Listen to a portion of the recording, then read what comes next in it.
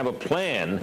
What that's all about remains to be seen. God bless the United States. Death to the New World Order. The Republic shall prevail. Goodbye.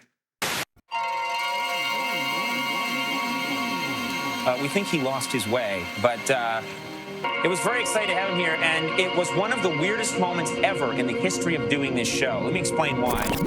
Hey, it's not all is forgiven. Everyone is a villain, but don't call me a killer. I keep my mind on a mission, cutting ties if they switching, double line, double vision. I see. What's going on, everybody? Welcome back to the 21 CD podcast.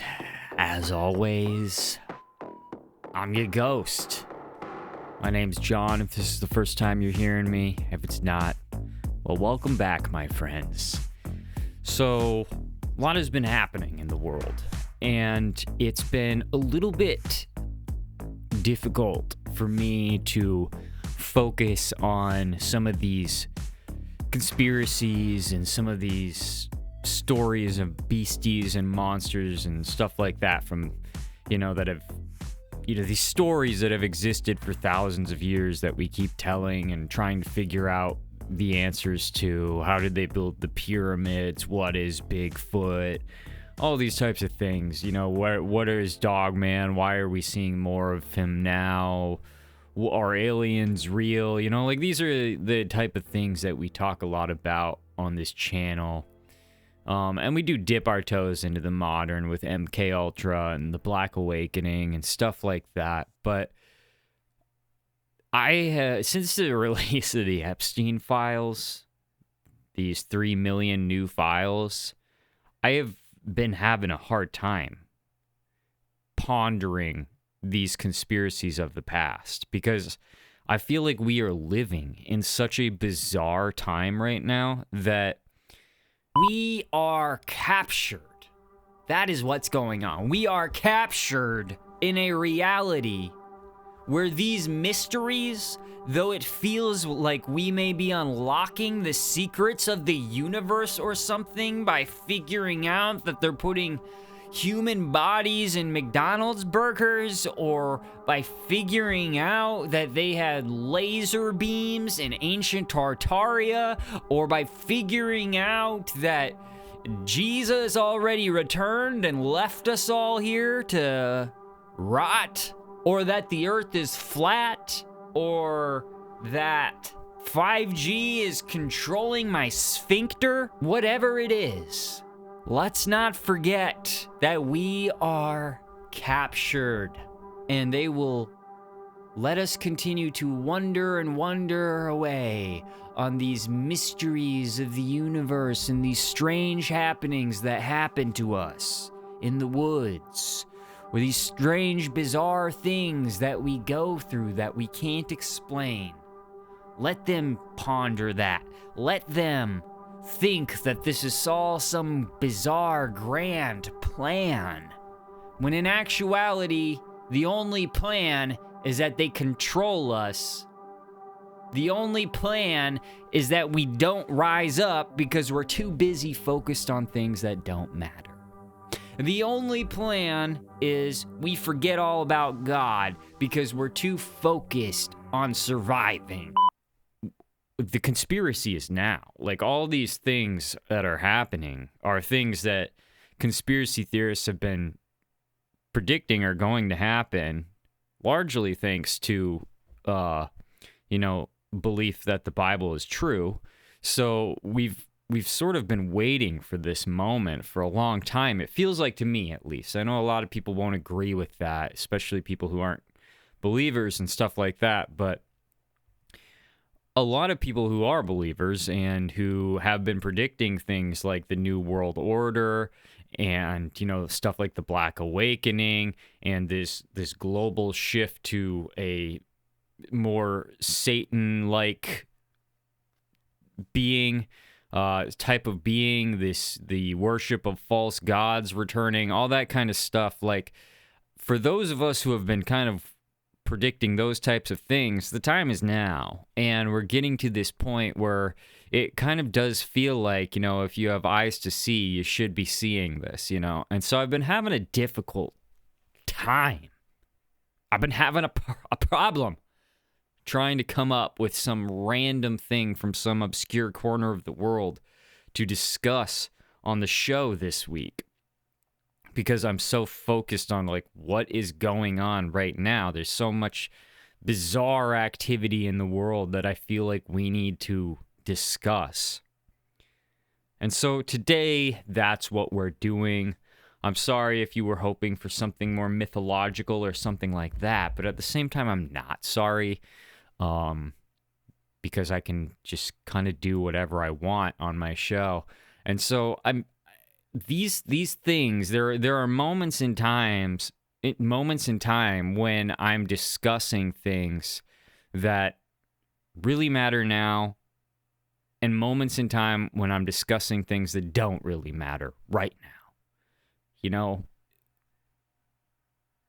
And when I get into the moments in time that matter now, that it feels like what I'm saying pertains to what's happening right now, and it's really important, it's difficult for me to rationalize and validate talking about some obscure mystery from Oompa Loompaville that occurred 2,000 years ago, right? It feels like I am providing a distraction when I do that. And a lot of people, when I start talking about modern times on the flip side of the coin, start to say stuff like, oh, you're propagating fear. You're feeding off of the fear. It's a very shallow-minded perspective to have of me, that I'm feeding off of the fear. I don't like fear. I don't gain anything from fear. Sometimes when I watch horror movies, I still cover my eyes during the scary parts. So no, I'm not really trying to propagate or build fear, but we're kind of called to be witnesses to what's coming, and we're kind of called to be people who are able to discern right from wrong and call others out for the wrong that is happening, while at the same time, you know, focusing on the log in our eye when looking at the specks in other people's. That's not really what I mean. What I mean is we have to be aware of the times that we're living in. And if we're constantly looking for distractions and other conspiracy theories and stuff like that, it's taking our attention away from what's happening right now, which is, you know, what we've been called by God to be aware of. What's happening right now. Await my coming, all that kind of stuff. There's a quote by C.S. Lewis that says that there are two equal and opposite errors into which our race can fall about the devils. One is to disbelieve in their existence, and the other is to believe and to feel an excessive and unhealthy interest in them. They themselves are equally pleased by both errors and hail a materialist or a magician with the same delight. In the modern information landscape that we live in, the pursuit of truth has become kind of less of a path and more of a labyrinth. You guys have heard me talk about the labyrinth. That's how I view the world. That's how I view life. I view it as the labyrinth. We are not so much discovering facts anymore as we are navigating a proverbial museum of staged exhibits. We are in a circus of pre-organized, pre-populated events. It feels like, orchestrated by the powers that be. And these are all set pieces and spectacles that are dressed up as our reality. And when people talk about living in a simulation theory or something like that, we do live in a simulation. But the simulation is not always as digital as it seems. You can simulate a reality, like a movie set, for instance, is a simulation. So in that way, yes, we do live in a simulation. And that right now has become a reality. Somewhere along the way, throughout time, the world went from being a place of discovery to more of a curated hallucination, right? And at the center of that hallucination sits a theme that is so consistent that it becomes almost invisible, or it has become almost invisible. And that theme is control. Recently, with the release of these Epstein documents, that control has become visible. Their hunger for control has become visible. And then you have Palantir, you have Oracle, you have these monsters, these beasts buying up the social medias and working for certain organizations that don't have our best interest in mind. You have the elections that continually fail. You have the leaders that continually seize their own power. You have them getting into office and not doing what they say they're going to do and doing what they say they are not going to do. And it begins to become obvious that we are living in a simulation and that the illusion of having the power to choose our future is falling apart, okay? From the state to the screen of your phone, from the ancient times to these new algorithmic times, mechanisms of control have been embedded into the very infrastructure of our lives. When you really look down at every little detail of your life, start to ask yourself, how is this being controlled? Am I controlling it, or is there something else that stops me from achieving whatever it is that I want to achieve? The stories we're told, the technology we use, the history we inherit, the timelines that we believe, even the biology that we believe to be our own, all of it appears to be running on some type of script. And maybe that script is even older than we know. Maybe the powers that be want to change us from human 1.0 to human 2.0 through transhumanism and enter the realm of the post-human world because of what the fallen angels did in the first place when they experimented with animals and with human beings back then. Perhaps it is all a mimic, right? So to understand the magnitude of this programming, we have to explore its historical, technological, its mythical and magical, and even its metaphysical architecture. And we are told from the age of however old you are when you enter into the school system, 5 years old or whatever it is, we are told how to think. We are taught, you can say, how to think. And parents just bring their kids to the school, they drop them off, and then parents are busy with parent things, doing whatever they do as adults, not even worried about what's going into their kids' brains. And so the state teaches the kid how to think. And in reality, it's where most people learn what to think. It's not just how to solve problems. It's not how to just do math, how to read. It's also what to think of the world around them. So we've got standardized testing, we've got approved curricula, and an almost religious reverence to for authority figures and science. And this creates not thinkers, not problem solvers, not people who hunger for truth, but it creates instead processors. It creates people who it creates, instead of what I would see as an interpreter, which is somebody who perceives something and then must interpret it for somebody to understand. What I see is a translator. And so there's something on the wall to be read, and they read it, but they already have both languages and how to read it because they've been given that education from the state. So there's very few people anymore who try to see something and problem solve what they're seeing and then present a unique answer for what they're seeing. They instead view it through a lens that they've been given from their early stages of education. They are human operating systems that are essentially designed to accept pre-installed frameworks of history, of logic, and most importantly, of morality, of what is right and wrong. And the very structure of public education resembles something sort of like a factory floor. A lot of people from my era and older believe in a sort of MK Ultra experimentation that happened in the school system.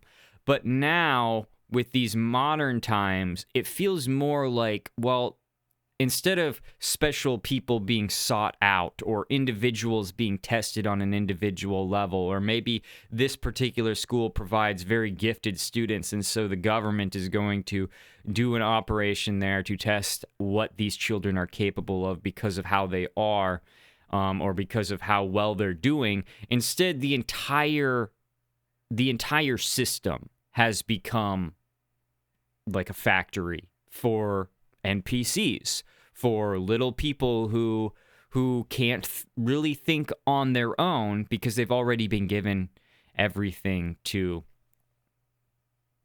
do. They've already been assigned their task, and they've been assigned that from a very young age, and it's subconscious. It's taught to them. So they have little sounds, bells, chimes, dings that signal their movement, where they're supposed to be. They have all these lines and these rows they have to be in. There's reward and punishment cycles, regurgitation of approved material, even material that has not been proven true in the first place, as is the case with a lot of science. Science is best to be thought of as a series of theories, not a series of truths. This is the way that good scientists think about science. Science is a series of theories. It's not a series of truths. It's a bunch of concepts, of ideas. And yet nowadays we are taught, because this eliminates the need for God, that these are all facts. And then just every now and then the facts can change randomly. But by that point, we won't really question why the facts are changing, because they're so out of the realm of what matters to us, which is surviving, which is just staying alive. So, the theory of this thing or that thing, or dinosaurs are now 89 billion years old instead of 82 million years old. Oh, okay, whatever. That doesn't matter to me, because I'm working paycheck to paycheck now, and my wife just got murdered by an illegal immigrant from Sudan who has 15 charges already, and for some reason is walking around on the street. Whatever the case is, my government told me that they were going to do this and they haven't, and I was really depending on it, so now I can't proceed with my life. Whatever it is, okay? They make the world such a series of tragedies and difficulties that when they just change the science, it doesn't matter anymore, because there's nothing you can do about that anyway. It's out of your hands. It's out of your control. It's well beyond. It's a realm of fantasy, okay? You might as well be saying that the orcs are invading, and you might as well be saying that the trees are coming to life to defend us, and people are just going to be like, okay, whatever. And we never do anything. And that's this thing about conspiracy theorists that I fucking hate. The way that they're just like, oh, I bet this is going to happen. This guy's connected to that guy, and once they find that out, then it's all over, and there's going to be a lot of people going to jail. Guess what? Nobody goes to jail. Nothing ever gets better. It doesn't matter who you vote for. Nobody goes to jail. Nothing gets better. You're always right, but so what? Nobody enforces any justice. The people don't riot. Nothing happens. Nothing of note ever happens, and so they just get progressively worse and worse and worse. And what are we supposed to do about it? I don't know. But it's really freaking hard to care about ancient conspiracies when 3 million plus documents, because even the ones that are false, still prove that we are in a double negative reality. The good people are lying to you. The bad people are also lying to you. They're both lying to you, and they both don't care about you. So we're in a double negative reality. We are being eaten alive in the real world. We are taught to sort of, at least the modern children, the people of today, Gen Z and Gen Alpha, they are taught that this behavioral control system is not so much an organized system, but a civic duty, okay? But who designed that system? Industrialists? Capitalists? The same class of people who are very soon going to ask you to upload your thoughts to the cloud and put nanobots inside of your body? They're going to sell your dreams back to you as NFTs. They're going to simulate your realities even further. Those are the people who taught that. And we're taught to sit still and obey and memorize things and repeat things, and we're rewarded for our ability to replicate someone else's logic, like rats or like ravens. Independent thought is tolerated only in a controlled format, and only if it goes along with the preordained paths of thinking.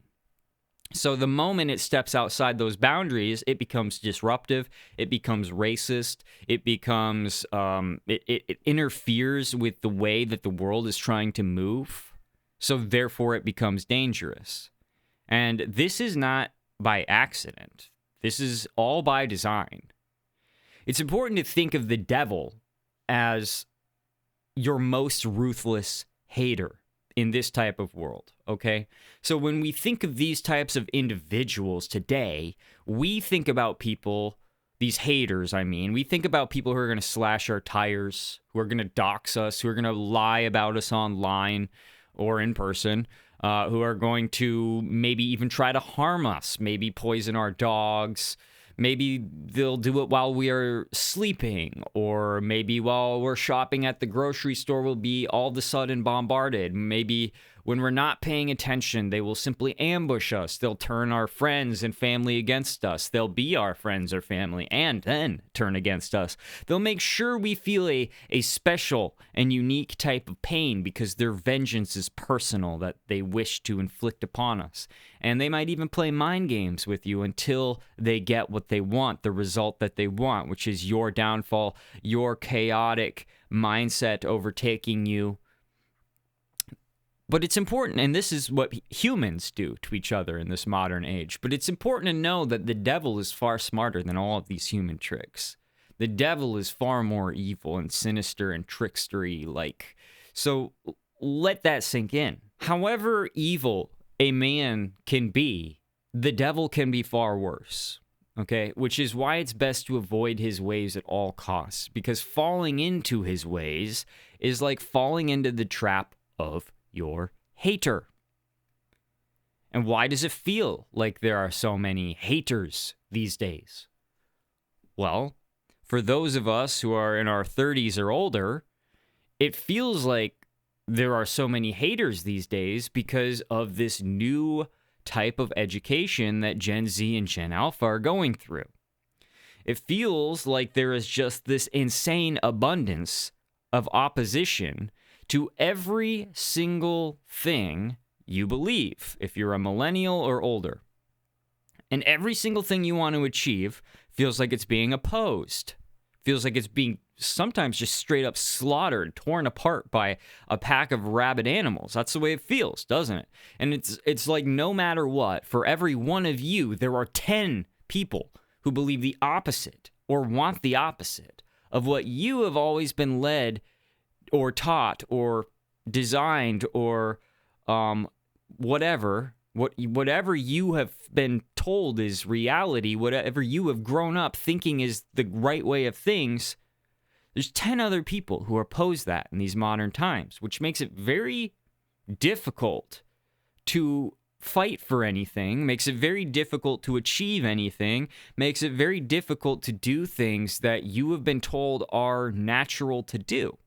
Because the unnatural has taken hold of the world with Gen Z and Gen Alpha. So, and it appears that these groups, these younger people, they genuinely want the destruction of society. It appears that they are actually intending to destroy society and culture and to turn a blind eye to evil itself, all evils, whatever type of evil, whether it be genocide, whether it be the destruction of God, the invasion of churches, the rape and murder of innocent people, including children, they are for all of that if it supports their agenda.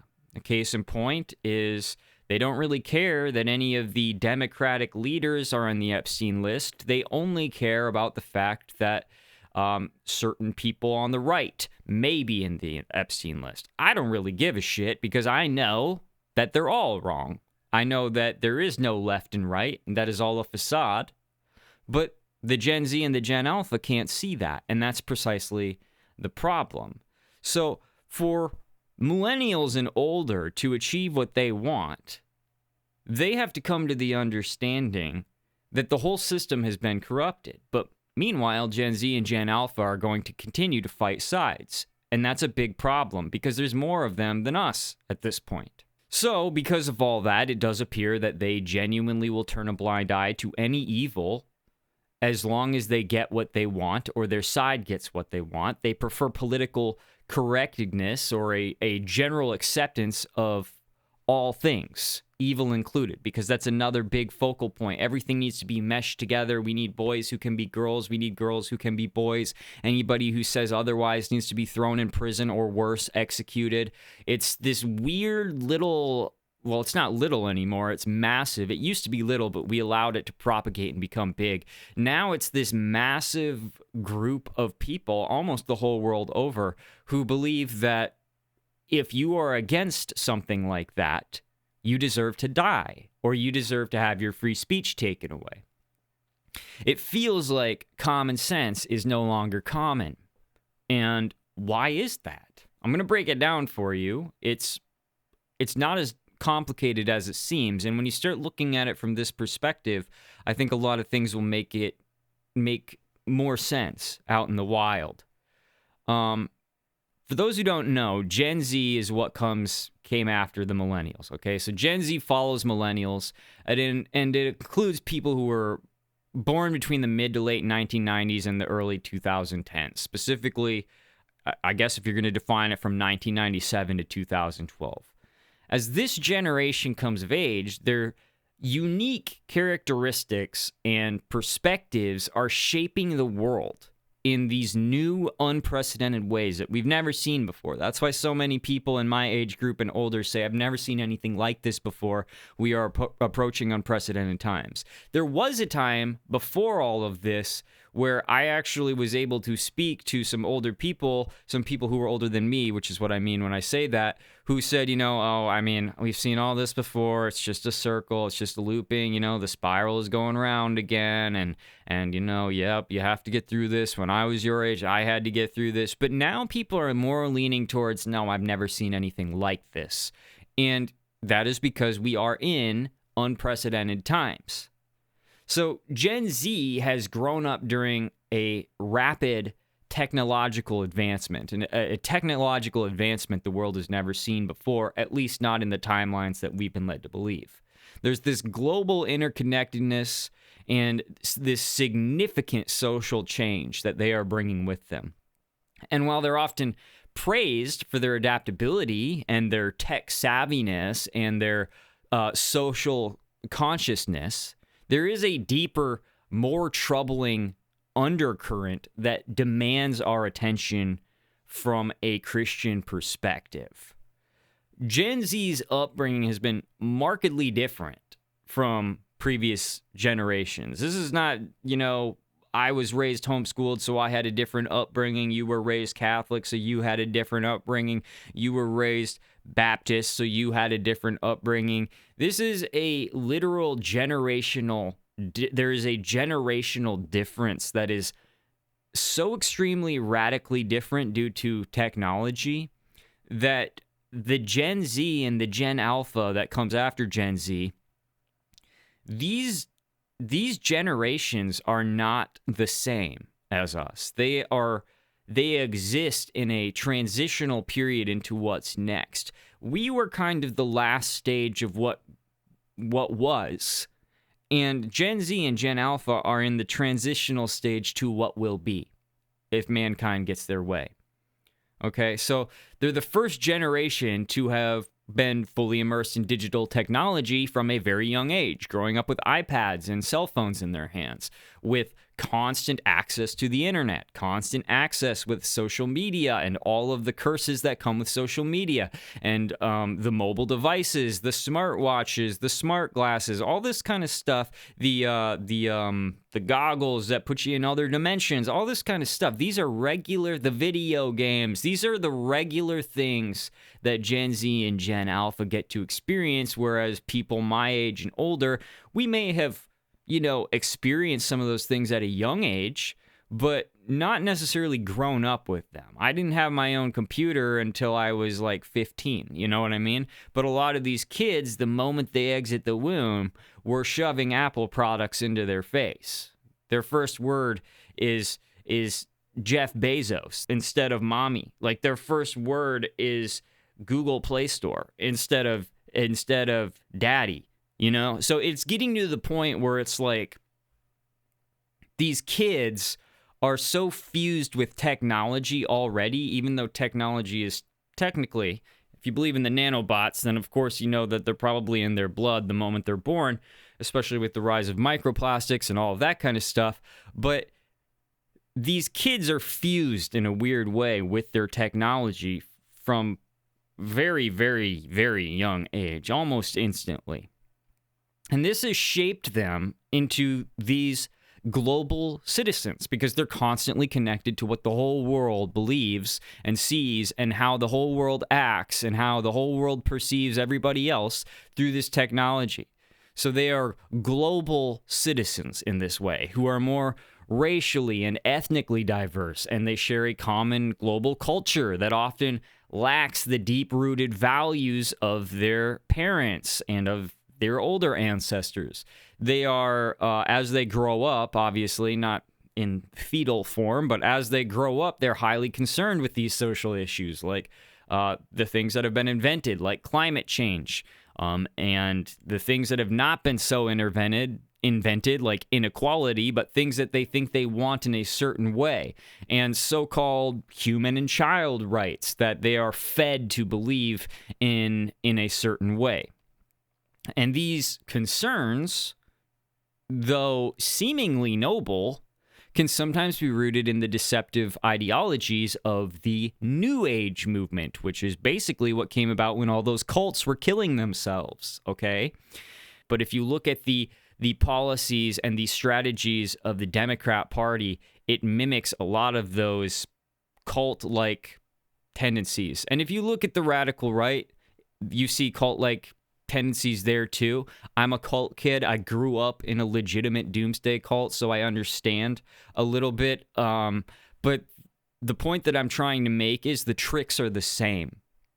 And the whole hippie, free love, everybody's a citizen of the world, there's no such thing as stolen land, all that kind of stuff is very blue these days, okay? And that is also how a lot of cults were. Not all of them, but a lot of them, especially the big ones. Okay? And that can be very problematic. That's what I mean by this New Age movement. We also have these soft magics that people are taught to engage in. These this weird meditation that's not rooted in Christ. These weird you know what I'm talking about. All the crystals and the star signs and all that kind of stuff. And often, these do contradict biblical principles. So the label Gen Z is particularly significant, as you can kind of see when viewed through this spiritual lens.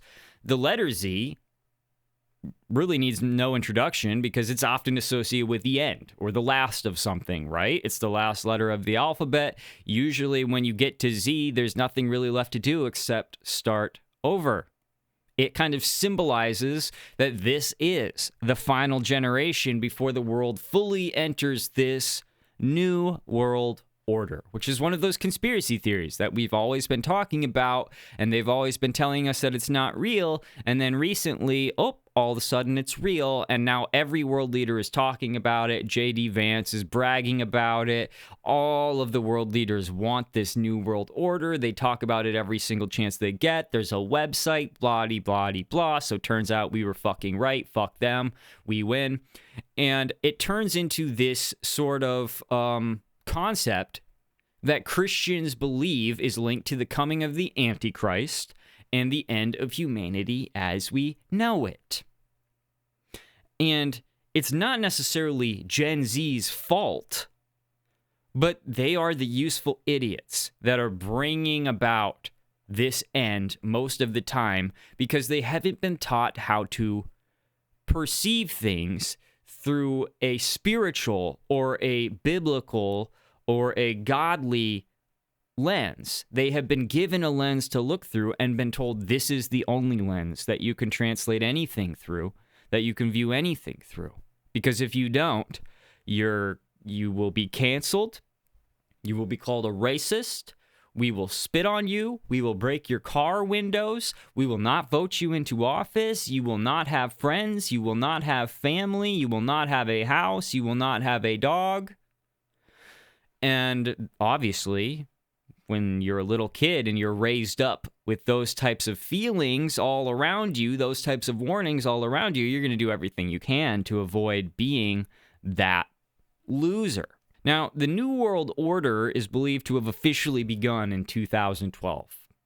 And it kind of marked a turning point in history where traditional values have increasingly been replaced by these secular, often satanic ideologies. One of the most concerning aspects of Gen Z is how they're being used as pawns, as the useful idiots, in a larger, more sinister agenda. In countries like Sudan, Kenya, the UK, the USA, we have seen how young people are being manipulated to cause political unrest and social disruption, often just for the sake of doing it. So maybe there's an issue because of an arrest by ICE, okay? Maybe there's an issue with that. And so they go out to protest that. But before you know it, they're breaking every window in every car on a neighborhood block. Before you know that, they're assaulting other people and beginning to act like police officers. Before you know it, they're looting a Target. And all of a sudden, it becomes this obvious display of lunacy. Because maybe you had a mission at first, but because you don't know how to wield your power has become all destruction. All destructive forces are at play, and you're wielding them all.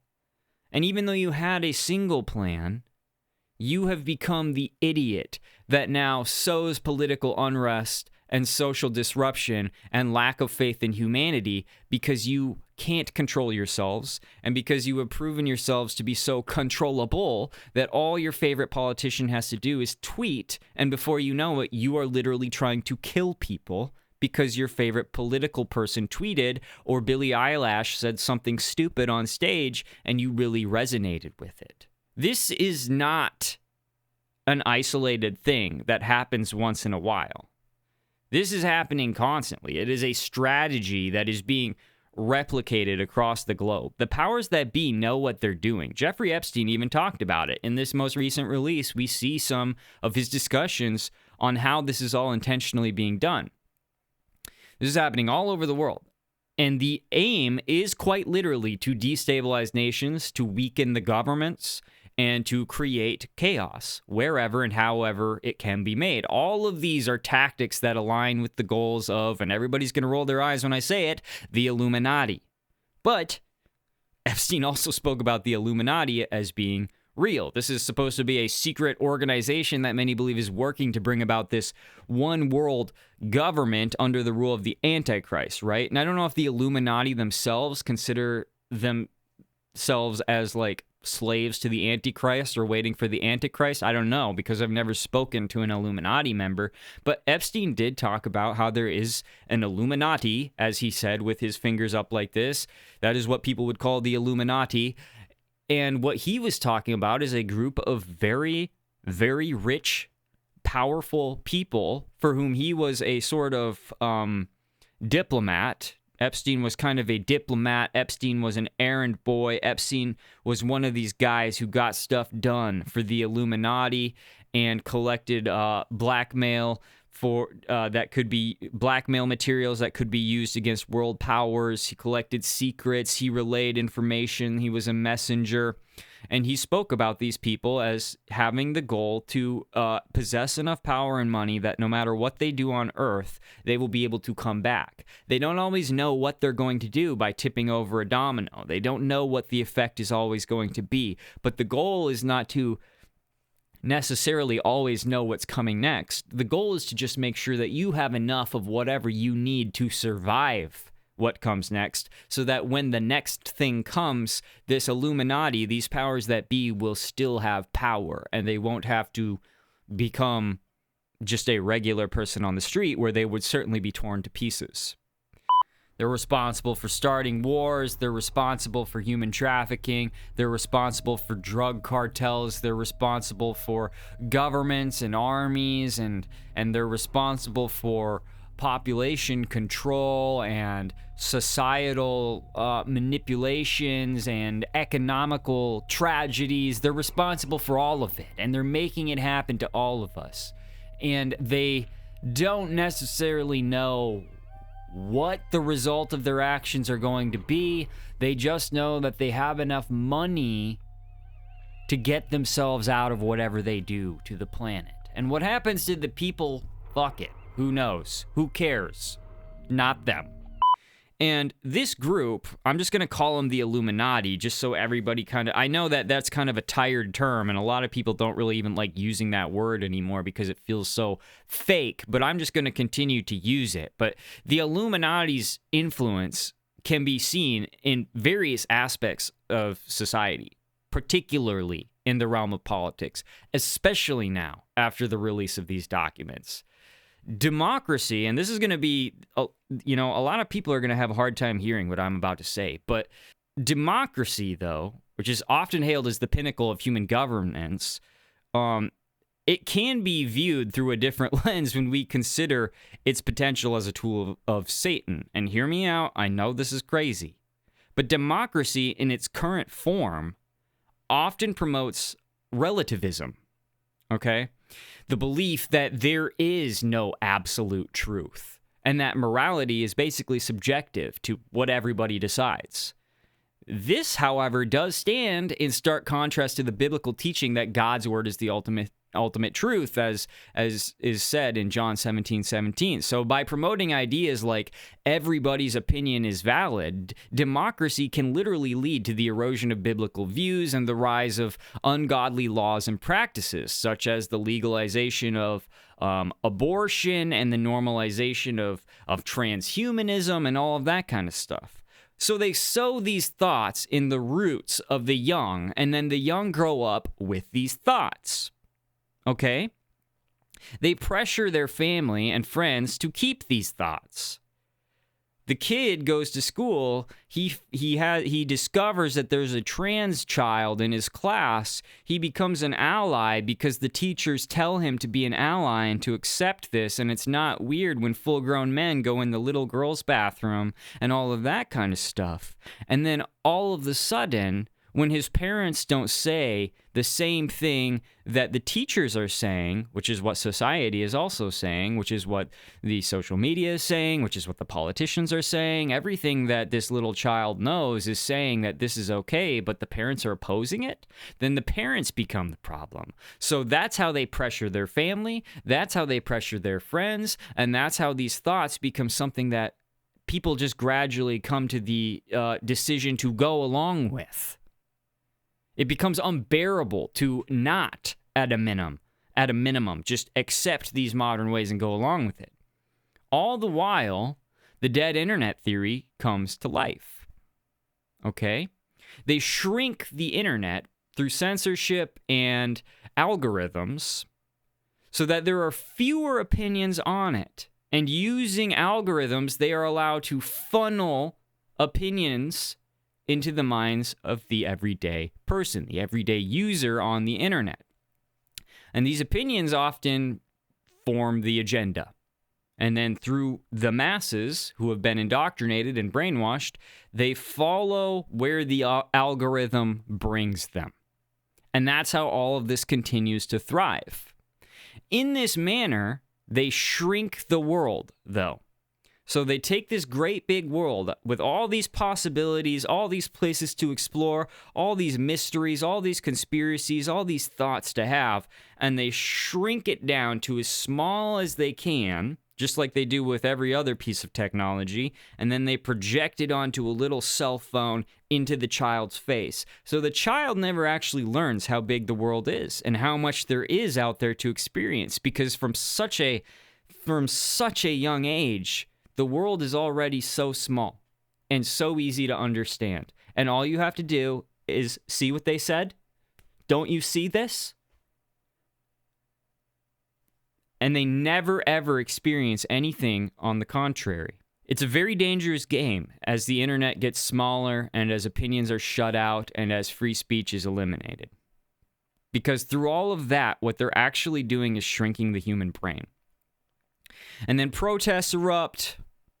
They erupt all over the world, especially in the USA, about things that are happening in other parts of the world. And in those other parts of the world, the people that the American libtards are protesting about, they don't even protest the thing that the American libtards are protesting about. So Venezuela, for instance, we have all these libtards who are saying things like, release Maduro now, give him back to his nation, and all this kind of stuff. But then you have all the Venezuelans on the ground saying, we don't want him. He was horrible. Why are you protesting this? It's a good thing that he's gone. If we could have, we would have gutted him ourselves. But in the West, they have a particularly small view of the world. And these kids are never taught to even think through the minds of other people. The brains become warped. The IQs go down.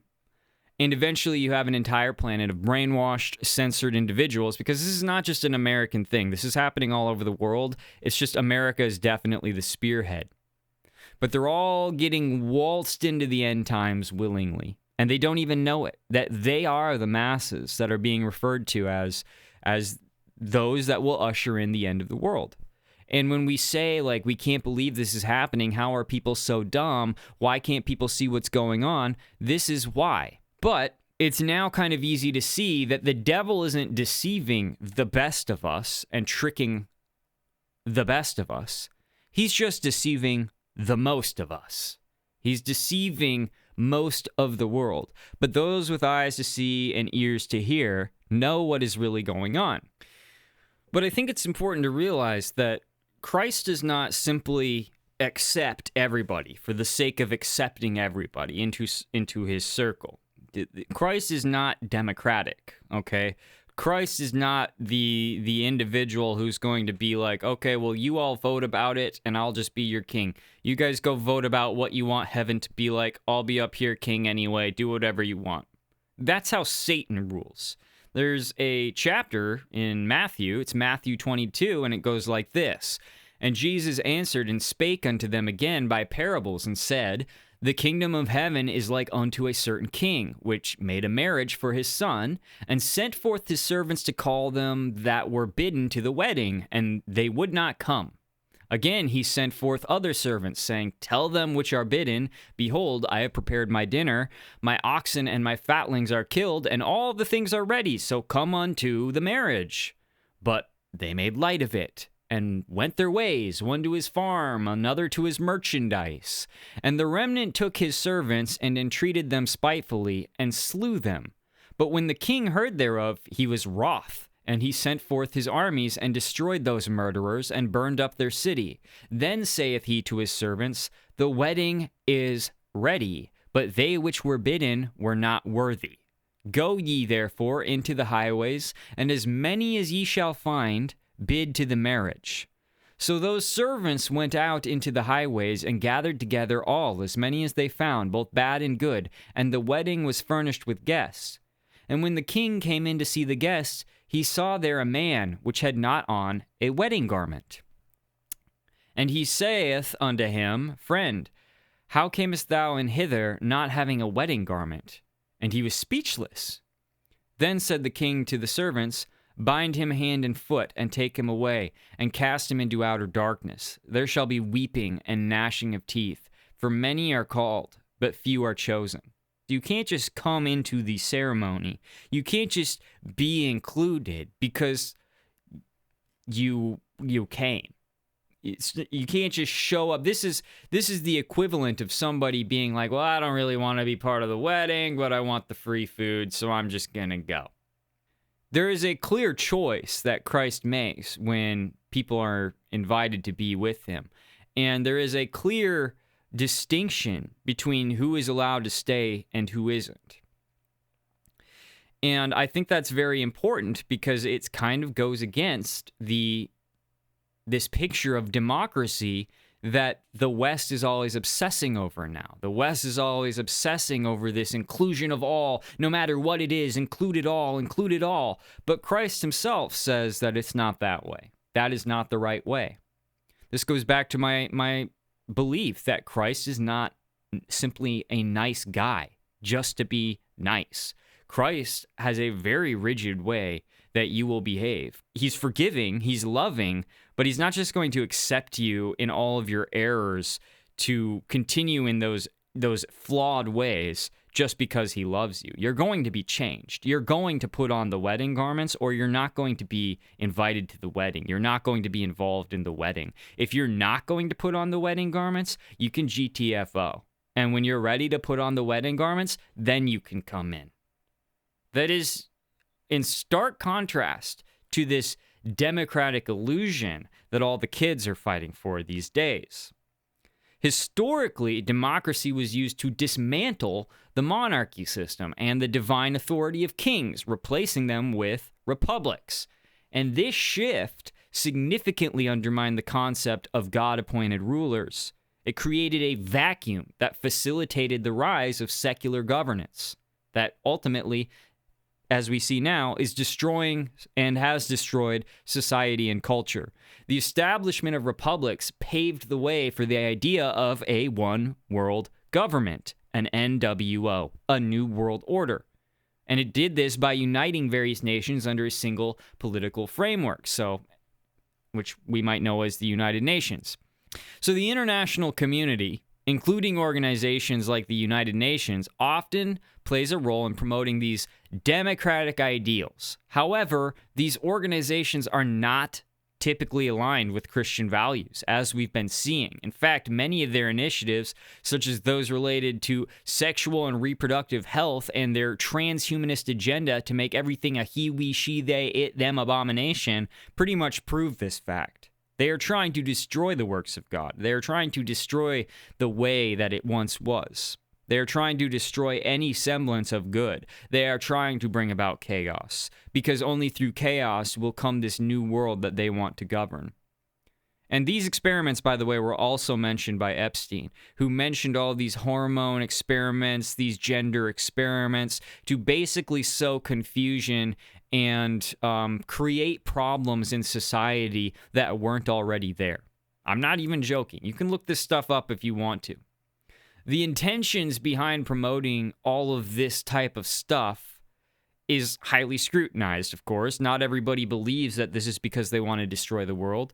But when you get these excessive child rights and you indoctrinate these children to believe in all this kind of stuff, it's really hard to see how this could possibly be good for the world as it is now. And it's really easy to come to the understanding that this is all a motion, a transitional phase towards what is to come, what they want to come, which basically means everybody who is alive pre-97, you're going to suffer because we're going through a phase that changes. It's not going to be good for you. What's coming, you're not going to like it because we're going into something new. So by giving the children all of this power, it can lead to this erosion of society, of parental authority. The adults no longer know what they're talking about. And we've been seeing this in Disney movies for quite a few years now, all these movies where the children are always smarter than the adults and the parents have to like bend to the child's like wishes and obey the child. That is all satanic stuff, okay? Then that's exactly what all of this governmental manipulation aims to expand upon. They want the children to overthrow the parents. They want the children to overthrow traditional family values. They want the family to break apart because that's how they can infiltrate the mind. If you think of the mind as a coconut, they want to crack open the outer shell and get to the soft, sweet bits on the inside because that's what's easy to consume. That's what's easy to grind up and change. So these efforts under the guise of promoting equality and rights, they only serve to further secularize society and diminish the influence of biblical principles. As we consider the future, it's important to recognize that the generation born immediately after 2012 is known as Gen Alpha.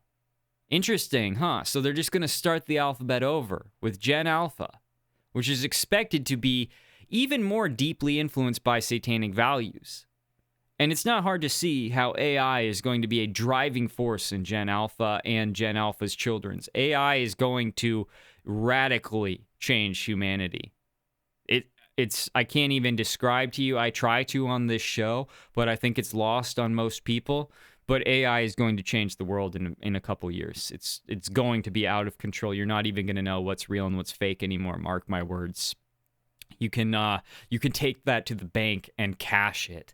AI is going to become this thing that disables your ability to know what's real and what's fake, which is why you have to have a very special relationship with God, and you have to be very vigilant in seeing the signs and trying to understand the signs, and you have to keep your spiritual eyes open, not just your physical eyes open. Okay, the name Alpha signifies the beginning of a new era.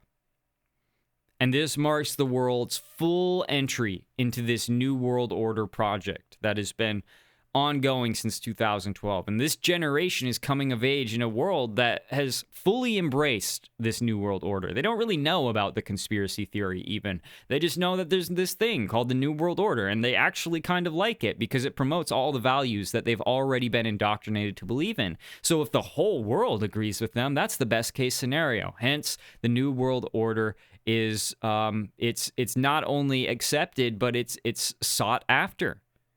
And it has these Gen Alpha entities, these people, they have little regard for the traditional values that once held society together, that you or me or older people have grown to understand is honestly the best way to live, to have a society be, we have to flesh things out. We have to think for ourselves. We have to problem solve.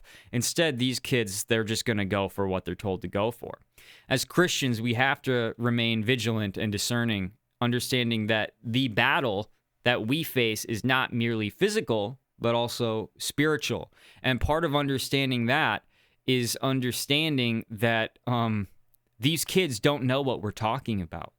So the reason that they seem so dumb is because they don't know what we're talking about. In every single society, dissent exists. I'm gonna close this up here. But in a controlled society, dissent is also curated. It's allowed. It's even encouraged. I mean, just look at what's happening in Minneapolis. It's coming out that the politicians are the ones that are fueling all of these rebels' knowledge and telling them where to go and doxing police officers and all this kind of stuff. So the dissent just has to serve as a spectacle. It has to be televised, okay, for it to be allowed. The protests in Minneapolis are more than just protests. They are a sign. They are a signal flare shot up into the sky, signaling that the chaos is not going to end. And not only is it not going to end, but that we as the government will do everything that we possibly can to ensure that it continues, even if we end up in jail for it. That is how far the West has fallen. And this is every country in the West nearly. This That is how far that they have fallen. So even if innocent bystanders are attacked, even if innocent bystanders are killed, even if property is damaged, even if the economy goes down, even if the neighborhood goes up in flames, we don't care. We're going to destroy everything so that this NWO progresses on schedule and as planned. Think about how rebellion is often funneled into predictable formats with hashtags, performative outrage, those guys that are paid to go to cities to cause chaos and get riots moving, endless cycles of criticism that never reach the root. Movements are monetized. There are GoFundMes and government fundings for these movements such as BLM, Antifa, America First, all this kind of stuff. America First. Well, maybe America First too, but what I really meant was Turning Point. Either way, could be both. Who knows? Nick Fuentes may or may not be an op. I don't know what's going on with that camp right now. But regardless, resistance becomes something that's merchandisable. Truth becomes flattened into this meme format. It all looks like freedom, but it functions not like freedom at all. We get more and more suffocated the more freedom is allowed into the community. Even conspiracy culture can perform in this way. That's kind of one of the reasons that I feel like I needed to talk about this today instead of some of the other weird, creepy, crawly conspiracy theories that we might normally cover. The minute something becomes trendy, it risks becoming part of the machine. And if you're not careful, if you don't wake people up, you just give them a new kind of dream, a new thing to hallucinate about. And that's dangerous. You don't want to be one of the people who encourages the hallucination to continue or provides a new chapter to the dream. You need to wake people up from the dream. And people are so soft. We need hard people, man. We need dangerous, hard people. People are so soft. I see these comments that I get these days. People are like, why are you banning people now? Because of the fucking moronic shit that is coming out of people's mouths. That is just flowing out of people's fingers and into my comments. People are like, he couldn't handle it. He couldn't handle the truth. No, you're retarded. You're dumb. I can't believe you're real. That's how dumb you are. And I want to forget you as soon as possible because I wish I didn't exist on a planet with somebody who says the things that I have to ban you for. But I do. Ooh, I almost shut this off because he dropped an F-bomb or because he offended. Shut it off. Do it. I don't care. The show is going to go on whether you're here or not. If you left 500 comments on my channel over the course of the past 2 years, and then you come in and you say stuff like that, I don't care. You can't handle reality. Go deal with that problem on your own. You don't need to tell me about it. I don't need to ease you into life. Most of my following, you guys are in your 40s, 50s, and 60s. You're grown-ass adults. If you can't handle what I'm saying, find a different channel. Go back to your padded room, watch your soft documentary, tuck yourself in with your electric blanket, and shut the fuck up. That's what I say. And if that offends you, bye. The revolution is underground. The revolution is something that you feel in your bones. The revolution is not something that you wait for a politician to tell you is at hand. The revolution is spiritual, first and foremost. It's not a bunch of signs, a bunch of riots, a bunch of pitchforks. It might bubble into that, but our revolution is spiritual.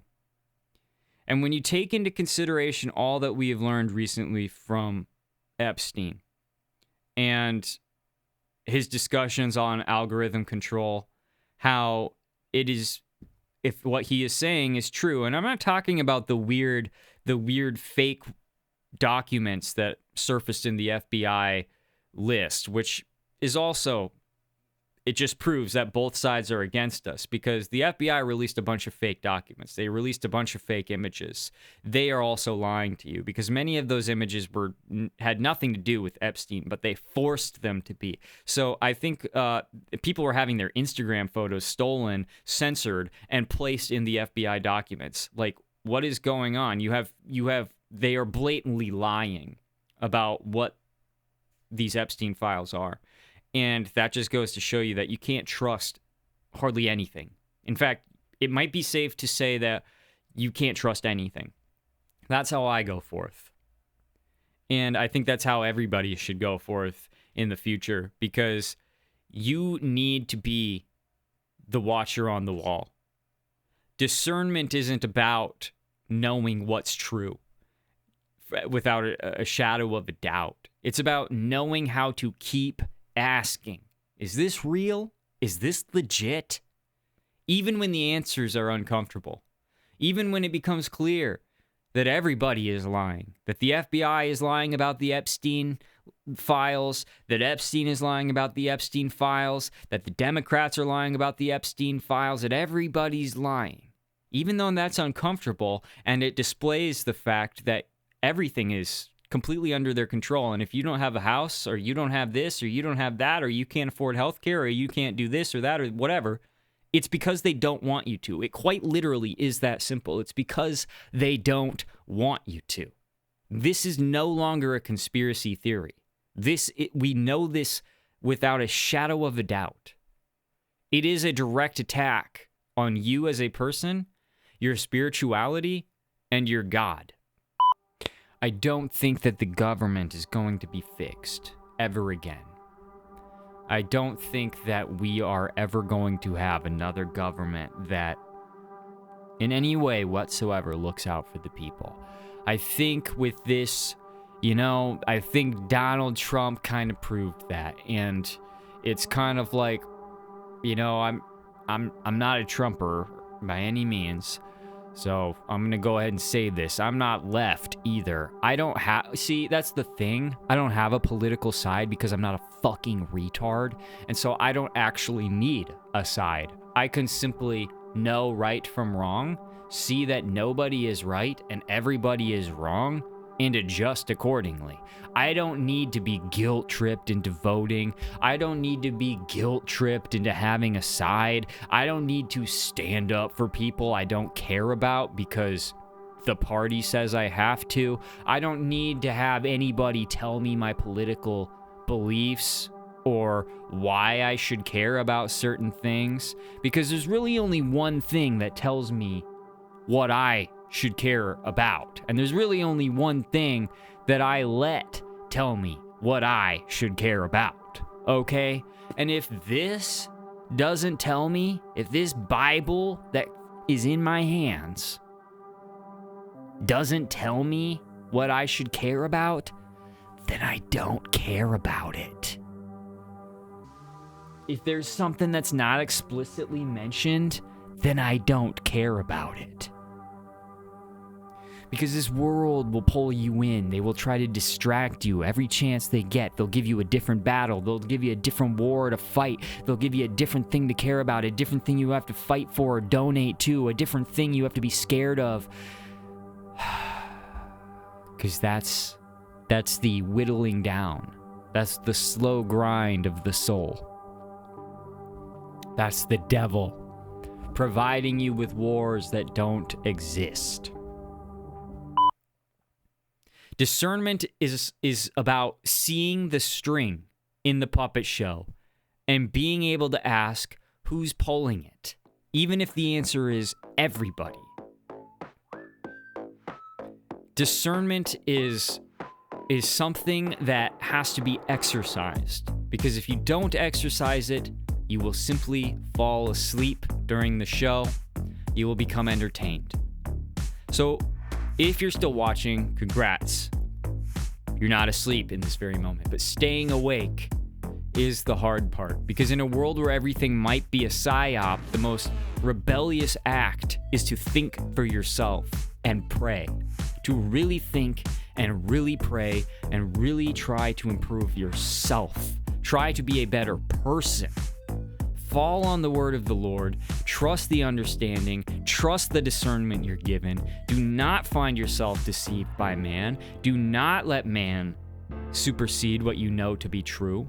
Stay human. Do not trust the technology. Do not trust the algorithm. Stay skeptical. And whatever you do, do not accept the simulation. The life is in the blood.